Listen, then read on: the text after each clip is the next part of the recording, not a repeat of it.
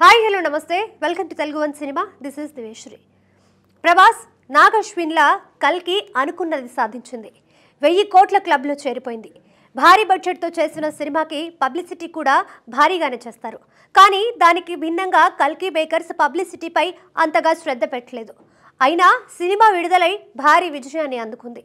సినిమాలోని కంటెంట్పై డైరెక్టర్ నాగ్ అశ్విన్పై ఎన్నో విమర్శలు వచ్చినప్పటికీ ప్రపంచవ్యాప్తంగా భారీ కలెక్షన్లు సాధిస్తూ విజయపథంలో దూసుకుపోతోంది.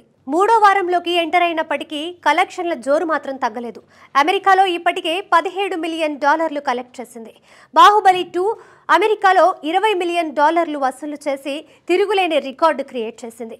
దాదాపు 7 సంవత్సరాల తర్వాత కల్కి ఆ రికార్డును క్రాస్ చేసే దిశగా వెళ్తోంది. గత ఏడాది ఆరంభంలో రిలీజ్ అయిన Shahrukh Khan cinema Pathaan full run లో 1050 కోట్ల రూపాయలు కలెక్ట్ చేసింది. ఆ రికార్డుని ఇప్పుడు కల్కి కేవలం 15 రోజుల్లోనే క్రాస్ చేసి సంచలనం సృష్టించింది. గతేడాది మధ్యలో రిలీజ్ అయిన షారుఖ్ ఖాన్ సినిమా జవాన్ 1150 కోట్ల రూపాయలు కలెక్ట్ చేసింది. ఇప్పుడు కల్కి దూకుడు చూస్తుంటే జవాన్ రికార్డును కూడా 1-2 రోజుల్లో క్రాస్ చేస్తుందని ట్రేడ్ వర్గాలు భావిస్తున్నాయి. కల్కి చిత్రంలో కీలక పాత్ర పోషించిన అమితాబ్ ఈ సినిమా సాధిస్తున్న కలెక్షన్లపై తన ఆనందాన్ని వ్యక్తం చేస్తున్నారు. ట్విట్టర్ వేదికగా అమేజింగ్ వావ్ అంటూ స్పందించారు. ఇప్పుడున్న కలెక్షన్ల ట్రెండ్ చూస్తుంటే RRR రికార్డుని కూడా త్వరలోనే క్రాస్ చేసే అవకాశం ఉంది. పఠాన్ రికార్డును క్రాస్ చేసింది. జవాన్ చిత్రాన్ని కూడా త్వరలోనే దాటేస్తోంది.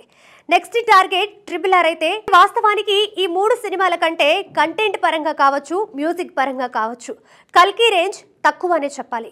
కేవలం ప్రభాస్ చరిష్మా, నాగ్ అశ్విన్ టేకింగ్, టెక్నికల్గా హై స్టాండర్డ్స్ మెయింటైన్ చేయడం వంటివి ఇంత భారీ కలెక్షన్స్ రావడానికి కారణమయ్యాయి.